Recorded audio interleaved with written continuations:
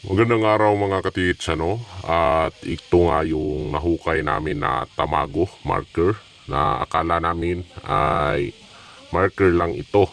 At ito pala ay yung dinidetect ng metal detector namin sa aming paghukay. At ito ay nakasentro ng aming digging spot mga katits. So, akala namin ay wala itong laman dahil nung pagkabiak ay parang mga pulbos lang yung aming nakita. Ayan mga katiits, mayroong butas na maliit at nakabalot siya ng makapal na simento na tinunaw na bato mga katiits. At mayroon ngang mga alkitran sa gilid ng tamago na ito.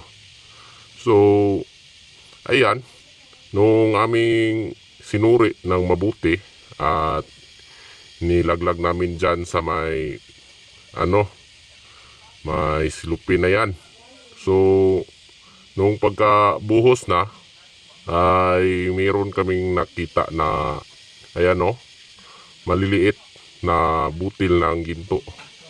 At yan ay lagyan pa yan ng buraks mga katiits at i-process para maging malinis at mabuo na ang ginto na ito.